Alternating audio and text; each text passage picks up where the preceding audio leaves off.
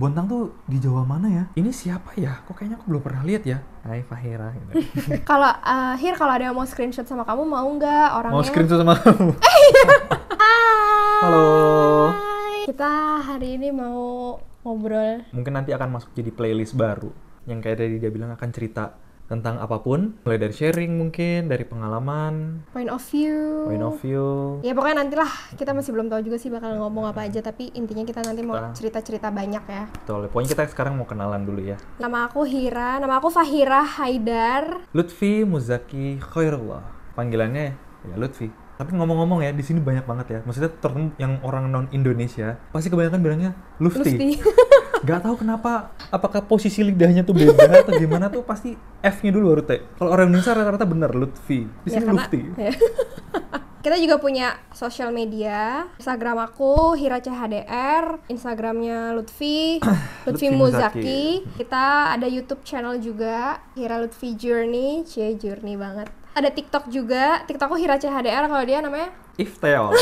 Tahu nggak apa Ifteol? Yang tahu nanti komen ya.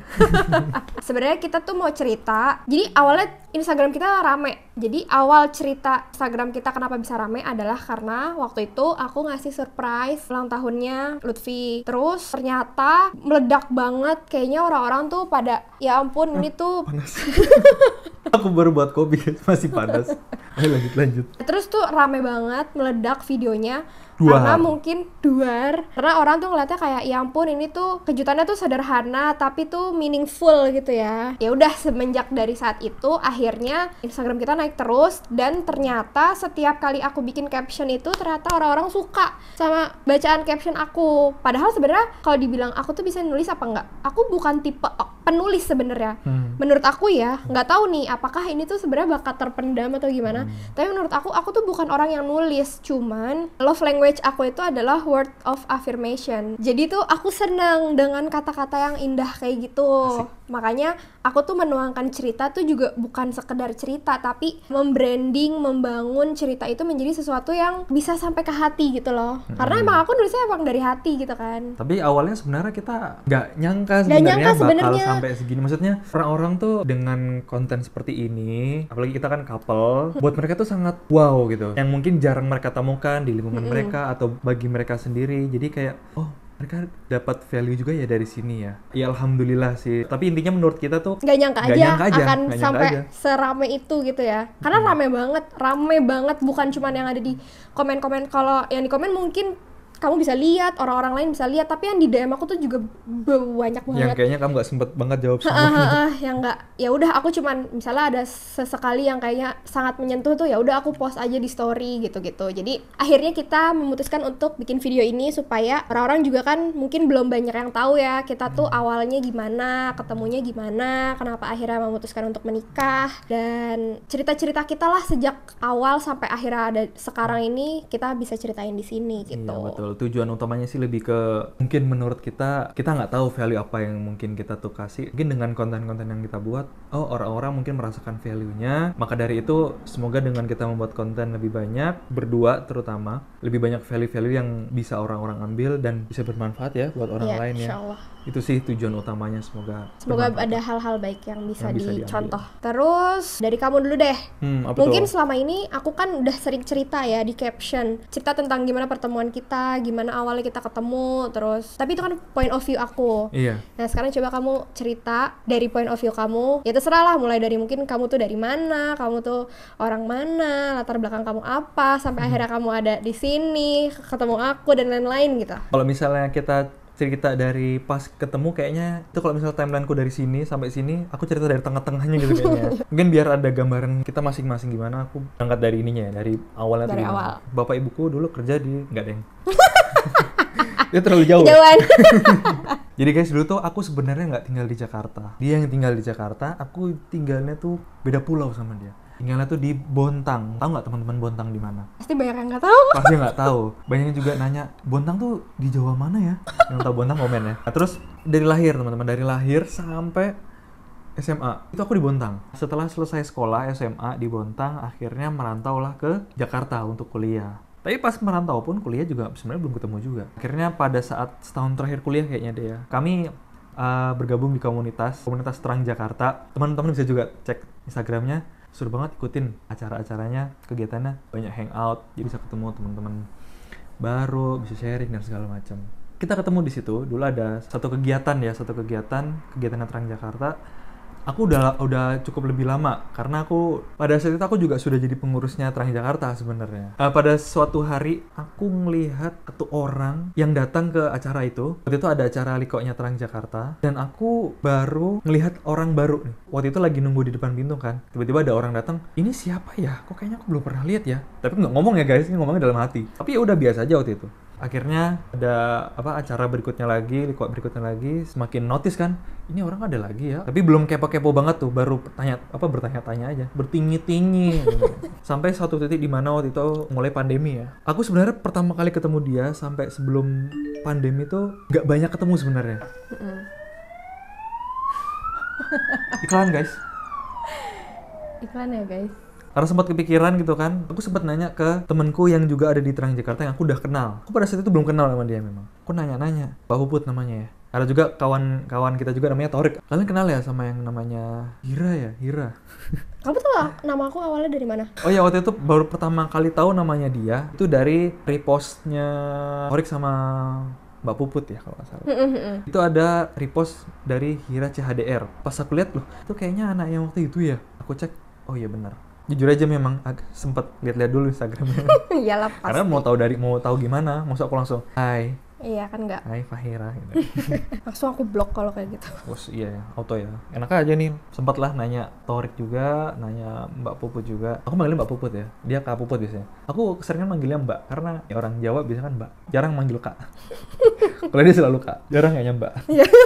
Kenal ya sama Hira ya gitu. Ya intinya mereka tahu, mereka kenal karena udah kenal duluan mereka. Terus akhirnya Mbak Puput bilang, nyoba ta'aruf ya. Nyoba ta'aruf ya sama Hira gitu kan. Waktu itu sebenarnya masih mikir-mikir sih. Lebih ke nanya diri sendiri. Sedangkan aku ya memang belum tahu sama sekali sih sama orangnya gitu kan. Gimana ya? Apakah maksudnya sekedar tertarik aja habis itu sudah? Akhirnya berpikir dulu, ambil waktu, pas nih sholat istiqoroh, terus juga ngobrol-ngobrol sama teman-teman di komunitas. Nggak banyak sih, tapi kayak lebih ke teman yang udah sangat dipercaya, ngobrol, dan juga ngobrol sama orang tua dengan proses diskusi, beberapa kali diskusi yang panjang. Karena kan kalau misalnya mau mulai ta'aruf pun kan nggak hanya sekedar kenalan sebenarnya. Ta'aruf itu kan ujungnya nanti niatnya kan untuk menikah, bisa menikah atau nggak menikah. Memang dengan proses berkenalan tapi ujungnya akan menikah. Jadi nggak hanya sekedar kenalan, jadi nggak main-main juga kalau mau untuk menentukan ta'aruf itu.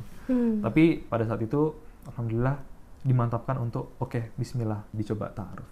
Dengan niatan kalau memang Allah takdirkan menikah, ya menikah. Masuk ta'aruf niatannya cuma kenalan, ternyata udah cocok, nggak jadi nikah. Nggak nikah. Ya kan aku cuma mau kenalan aja. Kan nggak gitu ya guys, nggak gitu konsepnya. No. Sampai situ sih taunya dia. Lanjutannya sih ya udah mulai ta'aruf gitu. Iya, lanjutannya mulai ta'aruf. Itu kan point of view kamu kan. Iya, kalau point of view aku sebenarnya seperti yang udah sering aku ceritain juga sih di Instagram. Aku tuh awalnya nggak kenal sama sekali sama Lutfi. Aku sama sekali nggak tahu dia. Bahkan pada saat dia ngeh aku tuh ada di depan pintu dan dia lagi nunggu di depan pintu pun aku nggak ngeh sebenarnya kan. Iya. Aku sebenarnya sama sekali nggak tahu ya, karena banyak orang juga kan, jadi kamu. Pertama banyak orang, kedua aku di situ masih baru. Aku tuh kalau masih baru masuk di lingkungan, aku tuh masih malu-malu gitu. Aku iya benar, aku emang banyak nunduknya. Iya, pas aku lihat pertama dia nunduk. Iya, aku memang banyak nunduknya waktu itu karena nggak tahu ya, aku tuh punya prinsip pokoknya ini tuh komunitas baru, aku bukan siapa-siapa, jadi aku bukan yang lagi mau tebar pesona gitu loh, nggak yang nyari-nyari gitu tuh nggak gitu, karena kan emang tujuannya mau belajar kan di situ. Makanya kenapa aku nunduk sebenarnya karena aku tahu di situ tuh banyak laki-laki dan aku kan kalau nggak salah baru pertama apa kedua kali ke situ, jadi aku tuh secara medan tuh aku belum tahu banget gitu loh, medannya tuh aku belum tahu seperti apa, makanya aku nunduk. Jadi aku nggak tahu dia tuh ada di depan pintu, aku bahkan nggak ngeh, nggak lihat sama sekali karena aku nunduk dari aku turun Gojek kayaknya ya. Iya. Cuma lepas sepatu terus masuk gitu. Terus tiba-tiba memang pas di pandemi itulah Kak Puput tuh bilang sama aku, katanya Hir, kalau ada yang mau coba ta'aruf sama kamu mau nggak gitu ya. Coba ya nanti kalau ada screenshotnya nanti aku insert juga. Pasti dia masih ada, disimpan semua kayak sama dia guys. Kalau Hir, kalau ada yang mau screenshot sama kamu mau nggak orangnya? Mau screenshot sama kamu? Kalau ada yang mau ta'aruf sama kamu mau coba nggak gitu. Orangnya tuh insya Allah baik, terus dia salah satu pengurus Terang Jakarta juga, anaknya soleh, masya Allah, bla bla bla bla gitu. Aduh. Kan itu pengu awalnya aku sebenarnya dibilang kayak gitu, aku sempat kagetnya adalah karena gue kan anak baru, siapa yang udah ngeliat gue gitu. Siapa yang udah ngeliat gue kan baru di situ. Dan yang kayak aku bilang tadi, aku tuh gak terlalu banyak interaksi karena aku masih baru, dan aku juga bukan yang mau ngeliat-liat siapa gitu. Iya, sebagaimana perempuan baru masuk di lingkungan yang baru lah gitu kan. Siapa yang ngeliat gue ya? Aku tuh merasa waktu itu gini, siapa laki-laki yang udah aku lihat waktu itu, aku bahkan gak inget gitu loh. Yang aku kenal waktu itu memang cuma Torik doang, karena kan akhirnya kita waktu itu pulangnya bareng kan. Aku bareng Kak Puput sama Torik karena kita searah. Satu mobil gitu ya? Sama Kak Kania juga. Aku cuma baru kenal mereka, sisanya aku nggak tahu siapa Kak, aku tanya gitu kan. Terus dikasih lah fotonya. Terus ganteng nih. Enggak, belum. Aku malah gini, emang ini ada di situ ya, maksudnya gitu. Sama sekali nggak ngeh. Terus aku tuh memang kan belum ada ketertarikan sama kamu dong. Jadi aku ngelihatnya juga masih sosok aja, biasa aja. Kayak aku juga nggak langsung jawab Kak Puput waktu itu, karena aku perlu waktu lah untuk diskusi sama orang tua aku, sholat, ngobrol lagi sama keluarga. Sampai akhirnya setelah melalui obrolan sama papa mamaku, terus aku juga sholat, terus aku juga meyakinkan hatiku lagi untuk menerima tawaran ta'aruf. Karena untuk menerima tawaran ta'aruf aja tuh kita harus benar-benar seyakin itu. Kenapa? Karena endingnya kalau nggak kita menikah, atau kan kita nggak menikah kan sebenarnya. Jadi untuk menerima tawaran ta'aruf tuh nggak bisa main-main. Kalau emang nggak mau dari awal, ya aku mendingan bilang dari awal aku nggak mau. Tapi kalau rasanya kayak oke, kita bisa coba, tapi dengan catatan endingnya itu akan menikah atau tidak gitu loh, paham kan? Ya udah, bismillah, aku mau coba. Karena toh dari apa yang udah disampaikan sama Kak Puput, review singkat gitu ya mengenai Lutfi. Review karena aku nanya dia dia kuliah di mana, gimana hubungan dia sama keluarganya, terus dia apalagi gitu deh, aku lupa. Tapi nanti screenshotnya aku coba cari. Kan nggak tahu sama sekali soalnya. Karena sama sekali nggak tahu kan, out of nowhere. Jadi pertanyaan-pertanyaan itu aku tanyain, dan so far jawabannya bagus, sehingga ya udah, bismillah, aku mau coba untuk ta'aruf. Poin pentingnya juga adalah pada saat kita menawarkan orang lain yang mau ta'aruf sama kita tuh nggak boleh bohong, ngebagus-bagusin orang itu supaya diterima. Dan kenapa pada saat itu aku yakin? Karena alhamdulillahnya aku tahu Kak Puput itu ada di lingkungan yang seperti apa. Bahasanya tuh untuk bohong kayaknya enggak deh, gitu loh. Kayak pantes. Kayaknya enggak sampai bohong, enggak, atau enggak dilebih-lebihin atau apa. Maksudnya ya apa adanya disampaikan gitu. Memang enggak perlu juga sebenarnya. Memang enggak perlu juga sebenarnya, karena bisa jadi loh ada orang yang kayak gitu, ada orang yang nanti lo bagus-bagusin gue ya biar gue diterima. Bisa ada kayak gitu kan. Ya udah, akhirnya setelah aku mantep hatinya, udah dapat restu juga dari orang tua aku. Jadi mau ta'aruf aja nih kita harus dapat restu juga gitu. Kan. Gak main-main gitu. Bukan sesuatu yang sepele. Benar. Jadi setelah dapat semuanya udah oke, baru akhirnya aku jawab. Kayaknya itu setelah sebulan ya, Mas. Setelah sebulan Kak Puput nyampein sama aku ada yang mau ta'aruf, sebulan kemudian aku baru jawab. Ya udah, bismillah, kita mulai ta'aruf gitu. Kurang lebih sebulan. Lupa sih pastinya berapa lama. Ya udah, akhirnya setelah ta'aruf, setelah kita melewati proses ta'aruf tuh juga banyak ya, maksudnya nggak lurus gitu aja, nggak flat. Ketemu nikah jebret, nggak gitu. Dan banyak banget orang-orang yang bilang, kok cerita orang mulus-mulus sih jalan ceritanya. No. Alhamdulillah Allah kasih ujiannya lah. Jadi perjalanan kita tuh nggak semulus itu sampai kita mau menikah. Ya pasti ada gesekannya, salah paham tuh ada juga. Aku 22 tahun sebelumnya aku hidup dengan segala macam kehidupanku sendiri. Terus dia 23 tahun sebelumnya punya kehidupannya sendiri. Ya wajar kalau pada saat kita memulai ta'aruf tuh ada sedikit salah paham, terus salah kata, atau ada gesekan-gesekan sedikit, sampai akhirnya sampai break ta'arufnya. Dan cukup lama, kurang lebih setahun. Kita sempat break, yang waktu itu setelah kami menikah, kami baru saling menguatkan bahwa iya, dulu tuh Allah sempat kasih kita break, dan ternyata mungkin ini caranya Allah untuk mendewasakan kita. Gitu sih. Jadi gitu. Ternyata Allah ngasih ujiannya tuh di sini. Mungkin pada saat itu kita belum 100% siap, sehingga Allah tuh ya udah dipisahin dulu nih dua-duanya gitu kan, yang karena, satu kemana, yang satu kemana. Kalau pada saat itu kita berpikir kenapa sih pakai ada breaknya gitu kan, tapi kan pikiran manusia nih ya Allah gitu kan, kita pikirnya pasti kemana-mana gitu, apa sih salahnya toh, ada apa sih, kenapa sih gini-gini gitu kan, katanya gini-gini maksudnya gitu. Iya, masalahnya apa gitu kan. Tapi memang sih kita perlu waktu juga untuk menerima memang, tapi kita juga yakin bahwa takdir Allah ini pasti terbaik. Allah menentukan kita seperti ini pasti baik, cuma mungkin hati kita aja yang susah nerimanya. Ya alhamdulillah kita bisa menyadari juga hikmahnya walaupun kita butuh waktu. Iya, dan gitu walaupun setelah menikah ya, karena pada saat break itu aku pun sebenarnya ya pasti sedih lah, aku pasti sedih, kamu juga pasti sedih, karena kita udah sama-sama waktu itu udah cuma tinggal lamaran ya. Iya benar. Waktu itu cuma tinggal lamaran, kita sedih dua-duanya, tapi pada saat itu yang aku pikirkan hanya ya Allah, kalau emang dia itu baik buat aku, baik buat agamaku, baik buat duniaku, baik untuk semuanya, tolong tunjukkan. Tapi kalau ternyata dia bukan yang terbaik buat aku, tolong tunjukkan dan gantikan dengan yang lebih baik. Aku tuh nggak pernah takut untuk menyebutkan doa itu, karena kenapa harus takut gitu loh. Maksudnya Allah tuh kan akan ngasih yang terbaik buat kita, jadi kita nggak perlu ada keraguan untuk minta seperti itu. Mungkin sebenarnya itu ya yang dirasain orang-orang yang bikin mereka tuh berat sebenarnya. Kalau udah tahu nih, mungkin dia udah tahu kalau calon pasangannya nih kayaknya misalnya ada sesuatu yang dia nggak suka sebenarnya. Tapi itulah kenapa ta'aruf itu kita tuh nggak boleh melibatkan hati, nggak boleh melibatkan perasaan. Sebisa mungkin kita tuh netral, supaya pada saat memang ada yang rasanya ganjel gitu ya, ada yang rasanya wah ini seharusnya nggak kayak gini, nah itu tuh kita bisa melihat itu dengan jernih, dan kita tidak dipengaruhi sama hati kita yang udahlah tapi dia kan tuh baik, dia tuh suatu saat pasti akan berubah. Itu nggak ada, itu cerita-cerita kayak gitu tuh no guys, no. Kita baru ketemu lagi setelah kurang lebih 1 tahun break itu. Jadi setelah kita ketemu, kita bukan ngulang lagi dari awal, tapi emang karena kita melanjutkan. Akhirnya kita langsung masuk ke pembahasan yang lebih serius untuk nentuin tanggal nikahnya, terus nentuin lamaran. Nentuin tanggal lamarannya, nentuin apa-apa aja. Waktu itu seserahannya dan lain-lain pokoknya. Tapi sebelumnya ini dulu ya, keluarga kita tuh ketemu dulu ya kalau nggak salah. Oh iya benar. Biar sama-sama mantep dulu nih. Iya.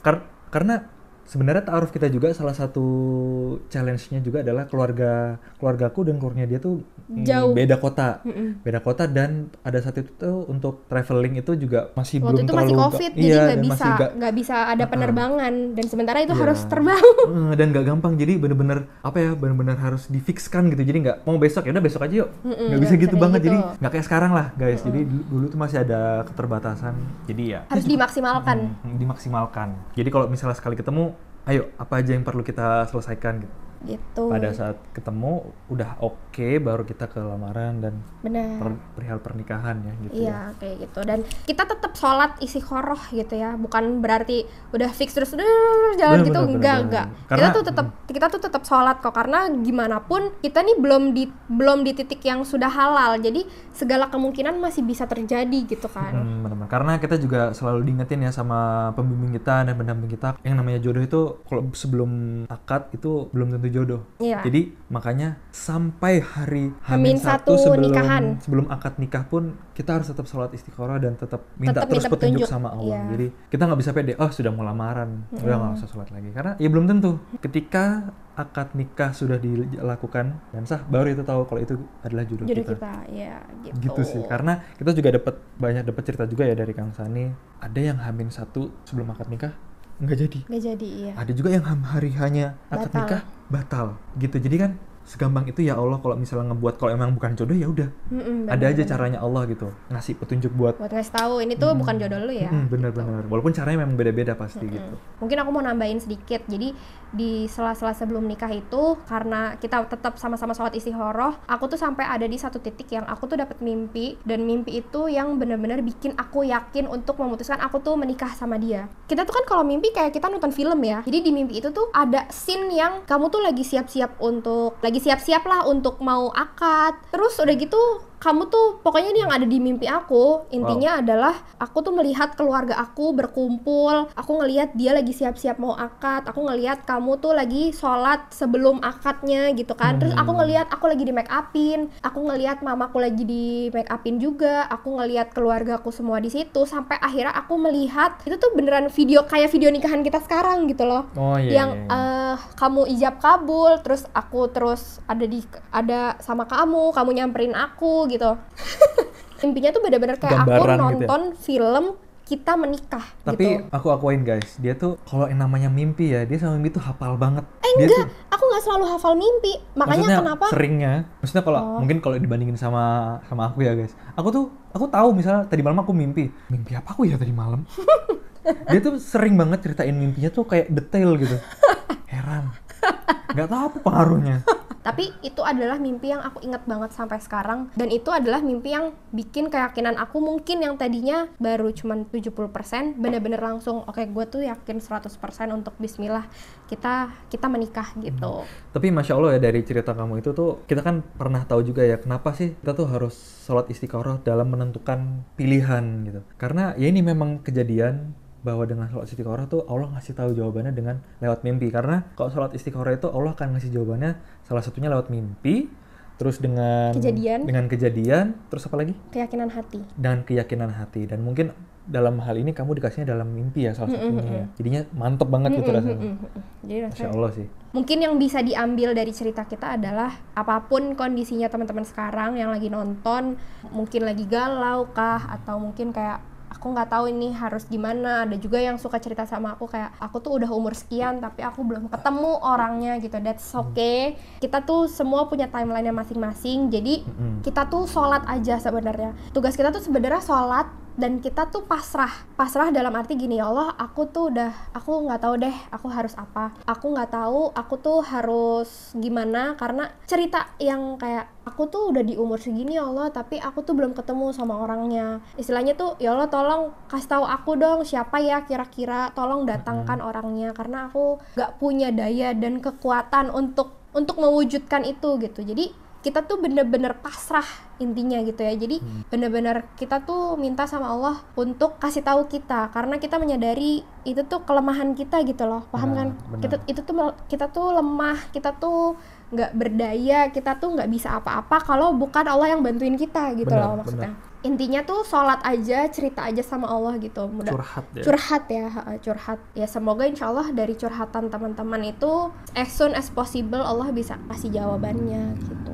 Dan dulu pada saat kita masih jomblo tuh kita sering diingetin, mungkin kalau tadi yang dia ceritain tuh kita tuh mesti ngapain sih, itu tadi mungkin benar sholat. Terus selain itu juga kita coba sibukin sama hal-hal yang positif, karena kan pasti teman-teman punya kesibukannya masing-masing, punya hobi dan segala macam. Coba teman-teman isi terus dengan kegiatan yang positif, yang pasti juga melevel up diri, makin mempersiapkan diri. Karena yang paling penting tentang jodoh adalah bukan kita harus cepat-cepat kita nyari siapa jodohnya, tapi bagaimana kita mempersiapkan diri kita untuk menjemput jodoh. Insya Allah kalau kita makin mempersiapkan diri, insya Allah akan makin Allah tunjukkan gitu loh nantinya. Kita fokus aja ke diri kita sendiri dulu. Udah sih sebenarnya mungkin sebenarnya kan ceritanya perkenalan ya. Nggak kerasa kan? Udah mau setengah jam. Ceritanya padahal kan perkenalan doang, tapi ternyata lumayan panjang ya perkenalan. Tapi ya nggak apa-apa, emang kayak gitu sih perkenalannya. Jadi lengkap.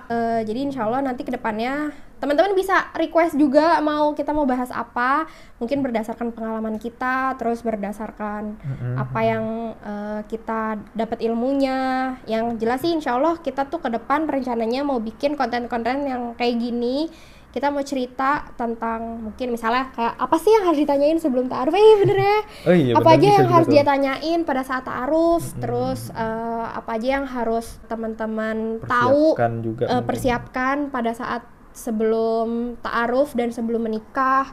Bagaimana sih pandangan laki-laki terhadap perempuan tuh sebelum menikah, terus gimana pandangan perempuan terhadap laki-laki sebelum menikah. Kenapa kita nggak perlu pacaran? Mungkin itu harus dibahas juga ya, karena belum banyak sih orang-orang yang ngebahas kenapa nggak harus pacaran. Banyak kan orang-orang bahasnya kenapa sih harus pacaran dulu. Itu mungkin juga salah satu alasan kenapa kita pilihnya ta'aruf bukan pacaran. Iya, gitu betul. Kan. Tapi itu pasti panjang sih pembahasannya, jadi pasti akan ada di video lain. Jadi teman-teman juga jangan lupa subscribe kalau misalnya emang nanti mau lihat konten-konten yang lain ya. Gitu aja video kita kali ini.